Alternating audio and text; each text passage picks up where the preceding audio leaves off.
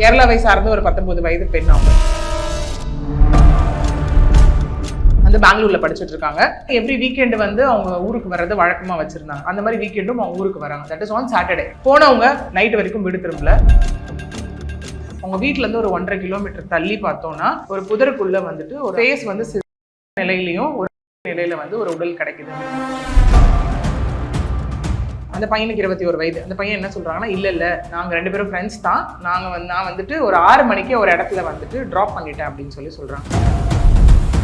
போலீஸார் ரொம்ப கடுமையாக அவங்க விசாரணையை மேற்கொள்ளும் போது அந்த பையன் ஒன்னொன்னா ஒத்துக்கிறான். நாங்கள் 2 பேரும் சின்ன வயசுலேருந்தே ஒரு ஸ்கூலில் படிச்சுட்டு இருக்கோம். காலேஜ்க்காக அவள் வெளியூர் போகிறேன்னு சொன்னப்போ நான் வேணான்னு சொன்னேன். சொல்லியும் கேட்காம எங்கிட்ட சண்டை போட்டுட்டு அவள் பெங்களூர் போனான். பெங்களூர் போனதுக்கப்புறம் எங்கிட்ட பேசுறது கொஞ்சம் கொஞ்சமாக குறைஞ்சிது. ஒரு ஸ்ட்ரெச்சுக்கு அப்புறம் என் நம்பர் பிளாக்.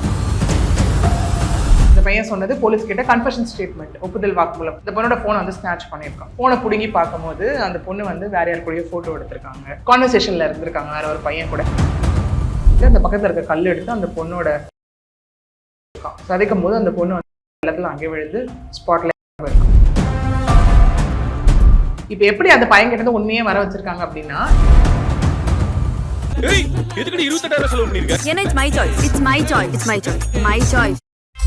no compromise. உங்க சைடுலயும் எங்க சைடுலயும். It's a GT promise. GT Holidays, South India's #1 travel brand. Achika, India's #1 trusted gold buyers. We release pledged gold instant cash payment. இந்த ஷோல நிறைய கேசஸ் பற்றி நீங்கள் எக்ஸ்பிளைன் பண்ணியிருக்கீங்க, அதை பற்றி சொல்லியிருக்கீங்க. ஸோ இன்னைக்கு எந்த கேஸ் பற்றி எங்ககிட்ட சொல்ல போகிறீங்க? இப்போ ரீசெண்டாக கேரளாவில் ரிப்போர்ட் ஆன ஒரு கேஸ் ஐ திங்க் எல்லாருமே வந்து பார்த்துருப்பாங்க அப்படின்னு நான் நினைக்கிறேன். ஸோ அந்த கேஸ் பொறுத்த வரைக்கும் பார்த்தோம் அப்படின்னா, ஏன்னா நம்ம எப்பவுமே யூஸ்வலாக விக்டிம் பேரை நம்ம சொன்னதே கிடையாது. இந்த கேஸ்லையும் நம்ம ரிவீல் பண்ண போகிறது கிடையாது. கேரளாவை சார்ந்த ஒரு 19 வயது பெண் அவங்க வந்து என்ன பண்ணுறாங்க அப்படின்னா, பெங்களூரில் படிச்சுட்டு இருக்காங்க. ஏவியேஷன் வந்து பெங்களூரில் படிச்சுட்டு இருக்காங்க. படிச்சுட்டு இருந்தவங்க all of a sudden every weekend வந்து அவங்க ஊருக்கு வர்றது வழக்கமாக வச்சுருந்தாங்க கேரளாவில். அதே மாதிரி அவங்க போன வீக்கெண்டும், அதாவது இந்த மாதத்துடைய முதல் வீக் December 6th அந்த மாதிரி வீக்கெண்டும் அவங்க ஊருக்கு வராங்க. That is on Saturday. எதற்காக அப்படின்னா, கோவில் திருவிழான்னு சொல்லிட்டு ஊருக்கு வராங்க. வரும்போது வீட்டில் என்ன சொல்லிட்டு வெளில போயிருக்காங்க அப்படின்னா, இல்லை எனக்கு வந்து ஃப்ரெண்ட்ஸோட நான் ஷாப்பிங் போகிறேன் அப்படின்னு சொல்லிட்டு வெளில போயிருக்காங்க. போனவங்க நைட் வரைக்கும் வீடு திரும்பல. ஸோ பேரண்ட்ஸ் என்ன பண்ணுறாங்க அப்படின்னா, இமீடியட்டாக வந்து போலீஸ் ஸ்டேஷனில் கம்ப்ளைண்ட் கொடுக்குறாங்க. மறுநாள் காலையில் போயிட்டு போலீஸ் வந்து மிஸ்ஸிங் கம்ப்ளைண்ட் எல்லாம் பண்ணுறாங்க. ஸோ இது ஒரு புறம் இருக்க மிஸ்ஸிங் கம்ப்ளைண்ட் போட்டு போலீஸ் தேடிக்கிட்டே இருக்காங்க. ஸோ டியூஸ்டே, அந்த சாட்டர்டே இது நடக்குது. மறுநாள் காலைல மிஸ்ஸிங் கம்ப்ளைண்ட். அதுக்கப்புறம் டியூஸ்டே வந்து அவங்க வீட்டிலேருந்து ஒரு 1.5 கிலோமீட்டர் தள்ளி பார்த்தோன்னா ஒரு புதருக்குள்ளே வந்துட்டு ஒரு ஃபேஸ் வந்து ஒரு நிலையில வந்து ஒரு உடல் கிடைக்குது அப்படின்னு சொல்லிட்டு போலீஸ்க்கு வந்து அந்த பக்கம் போறவங்க ஒரு இன்ஃபர்மேஷன் கொடுக்குறாங்க.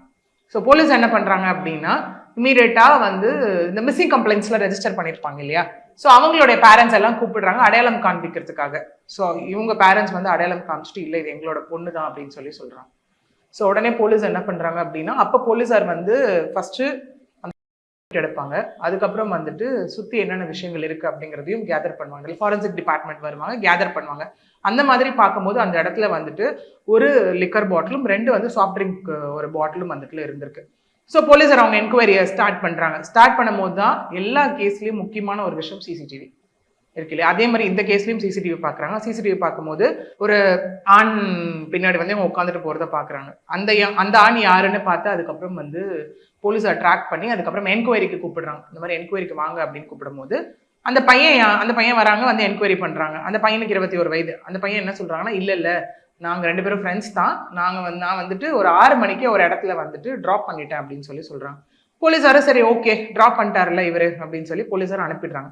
திரும்ப இன்னொரு சிசிடிவியை செக் பண்ணும்போது தான் என்ன ஆகுது அப்படின்னு பார்த்தோம்னா, இல்லை இந்த ஆண் அந்த நண்பரோட அந்த பெண் பின்னாடி கூடவே இன்னொருத்தர் பைக்ல இன்னொரு நண்பர், இவங்க வந்து அந்த ஒரு இடத்துக்கு போகிறது, புதருக்குள்ள போகிறது, ஐ மீன் அந்த ஏரியாவுக்கு போகிறது எல்லாமே ரெக்கார்ட் ஆயிருக்கு. திரும்ப அந்த பையனை கூப்பிட்டு கேட்கும்போது, இல்லைங்க நான் அப்படிலாம் இல்லவே இல்லைன்னு சொல்லும்போது போலீஸார் ரொம்ப கடுமையாக அவங்க விசாரணையை மேற்கொள்ளும் போது அந்த பையன் ஒன்னொன்னா ஒத்துக்கிறான். என்னன்னா, நாங்கள் 2 பேரும் சின்ன வயசுலேருந்தே ஒரு ஸ்கூலில் படிச்சுட்டு இருக்கோம். படிச்சுட்டு இருக்கும் போது ஸ்கூலிங் எல்லாமே ஒன்றா தான் பண்ணோம். முடிச்சுட்டு காலேஜ்க்காக அவள் வெளியூர் போகிறேன்னு சொன்னப்போ நான் வேணான்னு சொன்னேன். எதனாலனா, இங்கே தான் அந்த பொசசிவ்னஸ் பாயிண்ட் வருது.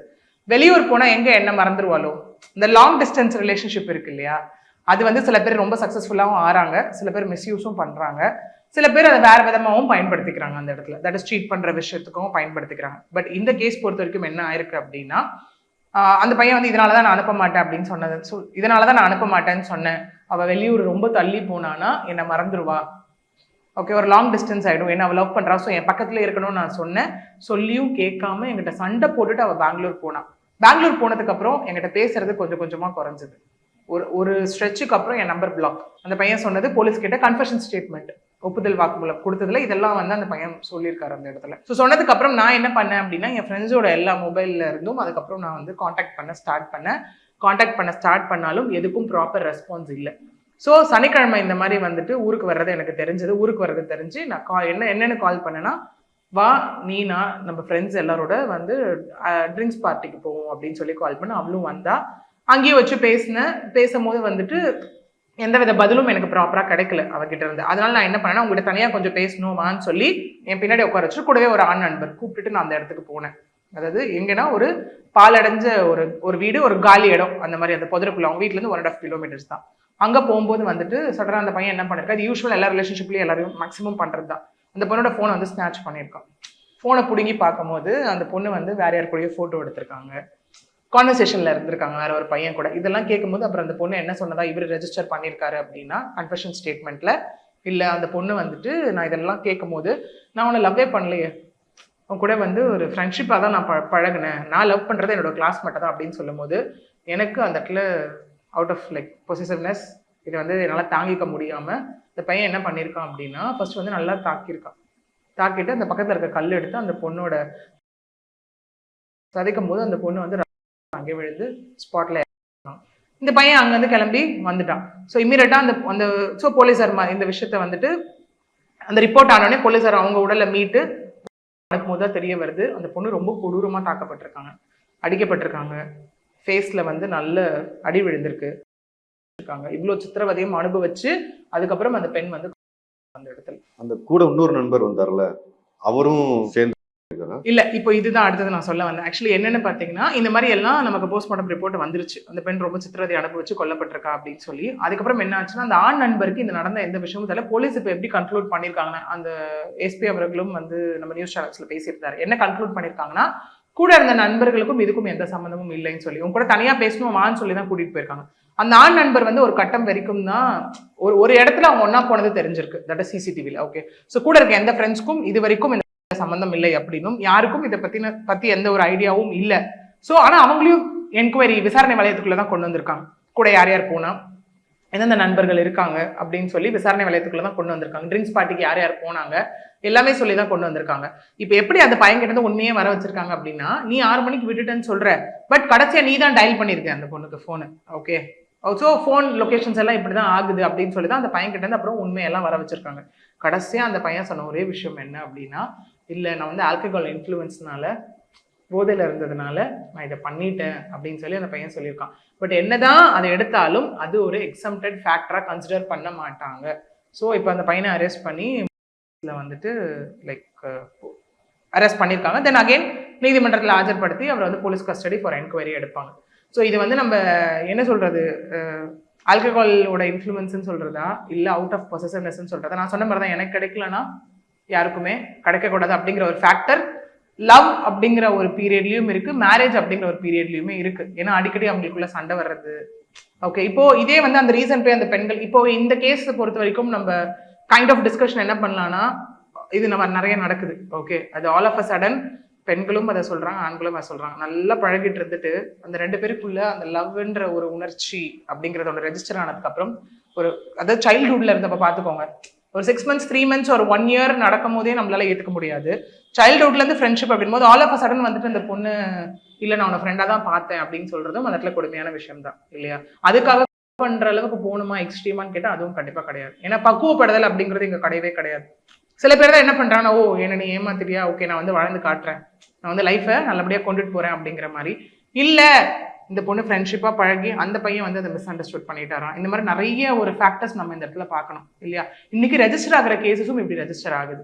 சின்ன வயசுலேருந்து சைல்ட்ஹுட் ஃப்ரெண்ட்ஸாக இப்போ வரைக்கும் இருக்கிறவங்களும் இருக்கிறாங்க. பட் இவங்க லவ்னு எங்கேயுமே ப்ரப்போஸ் பண்ணி ஒரு ரிலேஷன்ஷிப்னு எங்கேயுமே இருந்தது இல்லைல்ல. ஸோ இப்போ அந்த பொண்ணு மேலேயும் தப்பு இல்லைன்னு தானே சொல்ல முடியும். க்ளோஸாக பழகிருக்காங்க அப்படிங்கும்போது எந்த இடத்துலையுமே ஒரு பாய் ஃப்ரெண்டாவோ பார்க்கல அப்படிங்கிறப்போ அந்த பையனுக்கு ஏன் அப்படி ஒரு மனநிலை வந்துச்சு அப்படிங்கிறது? ஆக்சுவலி இதுதான் இங்கே ஃபேக்டர். இதுதான் ஏன்னா அந்த thin line between friendship and like love relationship இருக்கு இல்லையா? நிஜமாவே இங்க வந்து இப்ப அந்த பொண்ணு வந்து சொன்னதா அந்த பையன் கடைசியில சொன்னது என்னன்னா, இல்ல நான் உன ஃப்ரெண்டா தான் பாக்குறேன், நான் லவ்லாம் பண்ணல, என் கிளாஸ்மேட்டை தான் நான் லவ் பண்றேன் அப்படின்னு சொன்னது. இல்ல இந்த பையன் அதை மிஸ் அண்டர்ஸ்டூட் பண்ணிக்கிட்டாரா? இல்ல சின்ன வயசுல இருந்து இப்போ சில பேர் இருக்காங்க இல்லையா, இப்ப நம்மளே நிறைய பாக்குறோம், ஃப்ரெண்ட்ஸ் சர்க்கிள்ல நான் பார்த்திருக்கேன் நிறைய. ஸ்கூலிங்ஸ்ல அவங்களுக்குள்ள ஒரு நல்ல அண்டர்ஸ்டாண்டிங் இருக்கும், ஒரு லவ் அப்படிங்கிற ஒரு விஷயம் இருக்கும், அவங்களுக்குள்ள ஒரு மியூச்சுவல் அண்டர்ஸ்டாண்டிங் இருக்கும். நீ எங்க போறியோ படிக்க போயிட்டு வா, நான் எங்க போறேனோ போயிட்டு வரேன், 2 பேரும் லைஃப்ல செட்டில் ஆகலாம், அப்புறம் 2 பேர் வீட்லயும் பேசலாம், மேரேஜ் பண்ணிக்கலாம் அப்படிங்கிற ஒரு விஷயம் இருக்கும். ஒண்ணு. ரெண்டாவது என்ன அப்படின்னா, லைக் ஒண்ணு விட ஒண்ணு பெஸ்ட்ன்ற கான்செப்ட். இது வந்து ஆன காமன் நோட் நான் சொல்றேன். ஓகே, அது வந்து ஆண்களுக்கும் பொருந்தும் பெண்களுக்கும் பொருந்தும். ஓகே, நம்ம வந்து அது அவங்களுக்குள்ள இஃப் இன் கேஸ் நம்ம லைஃப் நம்ம லவ் பண்றோம், நாளைக்கு படிக்க போறோம், வேலைக்கு போயிட்டு நம்ம வீட்டில் கன்வின்ஸ் பண்ணலான்ற ஒரு ஃபேக்டர் அவங்களுக்குள்ள முடிவு பண்ணிட்டாங்கன்னு வச்சுக்கோங்களேன். அதுல ஸ்டிக் ஆன் ஆகிறவங்க ஒரு கேட்டகரி. செகண்ட் கேட்டகரி எப்படி ஆயிடும் அப்படின்னு பாத்தீங்கன்னா, இல்ல அங்க போய் பெஸ்டா ஒரு ஆப்ஷன் வரும். இதுதானே உங்களுக்கு மேட்ரிமோனியல் டிஸ்பியூட்டாகவும் ரைஸ் ஆகுது. அதை விட ஒரு கால்குலேட்டிவ் மைண்ட்ல போயிடுவாங்க. ஓகே, இந்த லைஃப்குள்ள போனால் நமக்கு இது ஆகும், ஓகே இந்த லைஃப்குள்ள நம்ம போலாமா வேணாமா, இது ஆகுமா, அப்ப என்ன ஆகலாம், என்ன ரீசன் சொல்லி இருக்க ஒரு லைஃபை நம்ம ஆல்ரெடி அங்க ஒரு கமிட்மெண்ட்டை நம்ம கொடுத்துருந்தோம், அந்த கமிட்மெண்ட்டை எப்படி நம்ம ஆஃப் பண்ணலாம், கொஞ்சம் கொஞ்சமா அவாய்ட் பண்றது, பிளாக் பண்றது. இது வந்து உங்களுக்கு ஹஸ்பண்ட் ஒய்ஃப்குள்ளே நடக்குது. முன்னெல்லாம் என்னன்னா, ஒரு லைஃப்குள்ள இருப்பாங்க, ப்ராப்ளமேட்டிக் ஆகுது அப்படின்னா அப்புறம் என்ன ஆகுனா அங்க வந்துட்டு டிவோர்ஸ் வாங்கிட்டு வேற ஒரு லைஃப்குள்ள போவாங்க. இப்போ என்ன ஆகுது அப்படின்னா, அந்த ஃபேண்டசி வேர்ல்டு ஆயிடுச்சு இன்னைக்கு ஜாஸ்தி. ஸோ ஃபேண்டசி வேர்ல்டு என்ன ஆகும், நமக்கு எல்லாமே பார்த்தா வாவா இருக்கும். எங்கேயாவது ஒரு சின்ன சின்ன ஒரு குறைகள் இது இருக்குன்னா அதை பேசி தீர்த்துக்கிட்டாலோ இல்லை புரிய வச்சுட்டாலோ கண்டிப்பாக அதை சரி பண்ண முடியும். ஓகே, ஆனால் அதுக்காக டோட்டலாக நான் விட்டுட்டு இந்த விஷயத்துல இவர் பெஸ்ட்டாக இருக்காரு, இந்த விஷயத்துல இவங்க பெஸ்ட்டாக இருக்காங்க அப்படின்னு போகும்போது இவங்க டோட்டலாக கண்ணுக்கு தெரியறதே இல்லை அந்த இடத்துல.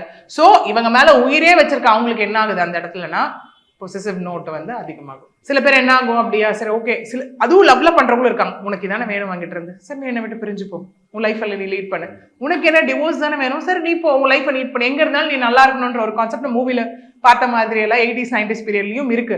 ஒரு சில பேர் என்ன ஆயிடும் அப்படின்னா, எனக்கு கிடைக்காத நீ யாருக்குமே கிடைக்கவே கூடாது.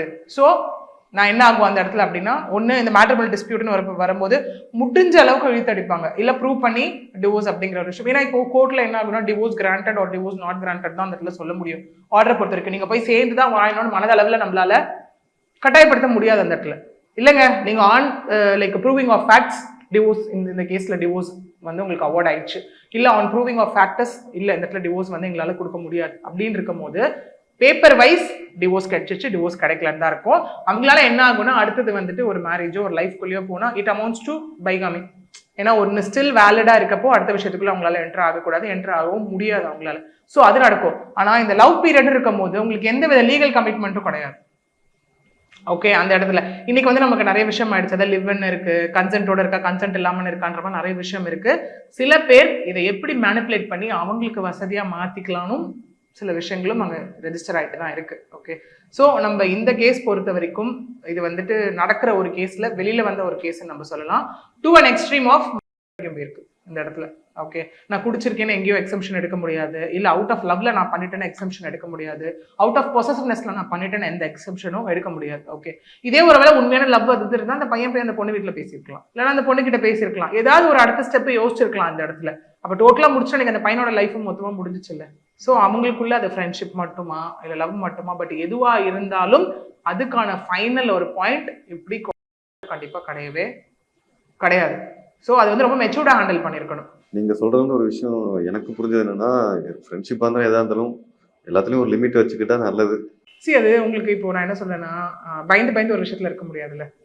அது உனக்கு அது நிஜமாவே if it is going to be a love relationship அப்படின்னு வச்சுக்கோங்களேன், கண்டிப்பா இது 2 பேருமே கமிட்டடா தான் இருக்கணும். ஏன்னா இப்போ எப்படி ஆனா ஒருத்தர் விட்டு ஒருத்தர் போக போக போக grow together அப்படிங்கிற கான்செப்டே இன்னைக்கு நிறைய பேர் மறந்துட்டாங்க. ஸ்கூலிங்ல லவ் இருக்கும், ஸ்டார்ட் ஆகும். ஓகே, காலேஜ் வேற காலேஜ் படிப்பாங்க, மேபி அந்த ஒர்க் போய் ஜாயின் ஆகிற பொசிஷன் வந்து அந்த இடத்துல வந்து வேறுபடலாம். ஓகே, யாராவது ஒருத்தர் அப்பர் ஹேண்ட் போவாங்க, யாராவது ஒருத்தர் கீழே இருப்பாங்க. அப்போ அதை விட அவங்க லைன்ல இருக்கும்போது ஒருத்தவங்களை பார்த்து அட்ராக்ட் ஆகும்போது இந்த விஷயம் அவங்களுக்கு டோட்டலாக மறந்துடும்.